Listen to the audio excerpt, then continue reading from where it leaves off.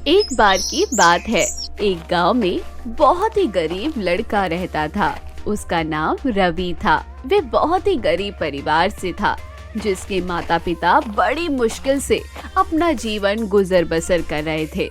इस तरह वो लोगों से पैसे मांगकर और थोड़ा मेहनत कर कर खाना खा लेता था, और लोग उसकी गरीबी को देखकर उसे कुछ पैसे या खाना दे दिया करते थे। पर रवि बहुत ही ज्यादा मेहनती लड़का था और अक्सर वे लोगों की मदद भी किया करता था।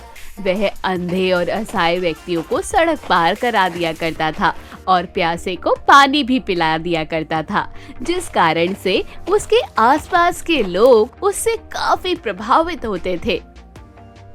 वह हर रोज मेहनत करता था। वैसे तो उसके पास कोई भी काम नहीं था, पर वह लोगों के पास जाकर काम मांगता था, और जो भी काम उसे दिया जाता वह उस काम को अच्छी तरह से किया करता था, और रवि को कुछ पैसे मिल जाया करते थे, और जिससे वह अपनी पढ़ाई को पूरी कर लिया करता था। एक बार की बात है, रवि के घर के पास से एक महात्मा गुजरे, जिनकी आंखों में तेज था। उनको बहुत तेज प्यास लगी थी, और फिर रवि के घर के पास आकर रवि से वो पानी मांगते हैं, जिसके बाद रवि आदत के अनुसार वह घर में से तुरंत उनको पानी लेकर दे देता है और महात्मा जी को पानी पिला देता है। इस प्रकार महात्मा जी की प्यास बुझ चुकी थी।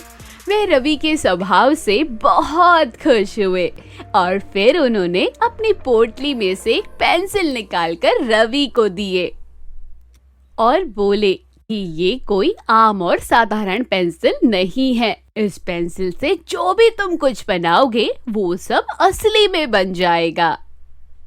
इस प्रकार रवि वह पेंसिल पाकर बहुत ही खुश हुआ, और अब वह इस पेंसिल की सहायता से अपनी गरीबी दूर कर सकता था। इसके बाद उसे बहुत तेज भूख लगी थी, तो उसने तुरंत उस पेंसिल से भोजन का चित्र बनाया, जिसके बाद वह चित्र सच में भोजन बन गया। अब रवि को महात्मा जी की बातों पर पूरा यकीन हो गया था। धीरे धीरे इस तरह रवि अपनी सारी जरूरत की चीजों को बनाता और उसे पूरा करता, और फिर देखते देखते गरीब से वह अमीर बन गया, और फिर उस पेंसिल से लोगों की जरूरत की चीजें बनाकर वह मदद करने लगा। जिसके बाद ये बात पूरे गांव में फैल गई, और इस तरह बात वहां के राजा को पता चल गई, जिसकी वजह से रवि को राजा के दरबार में बुलाया जाता है और कहा जाता है कि आपको राजा के लिए वहां पर हीरे और मोती बनाने हैं। रवि जैसे ही राजा के दरबार में जाता है, राजा रवि से ढेर सारे हीरे और मोती बनाने के लिए कहते हैं, पर रवि मोती और हीरे बनाने से मना कर देता है और कहता है, इस जादुई पेंसिल का इस्तेमाल मैं सिर्फ गरीब लोगों की मदद करने के लिए करूंगा, और मैं आपके लिए हीरे और मोती नहीं बनाऊंगा। यह सुनते ही राजा को क्रोध आ जाता है, और वे रवि को काल कोठरी में डलवा देते हैं, जहां पर बहुत ज्यादा अंधेरा होता है। पर रवि बिल्कुल नहीं डरता, क्योंकि उसके पास जादुई पेंसिल जो थी, और वह वहां पर सबसे पहले रोशनी का इंतजाम करता है।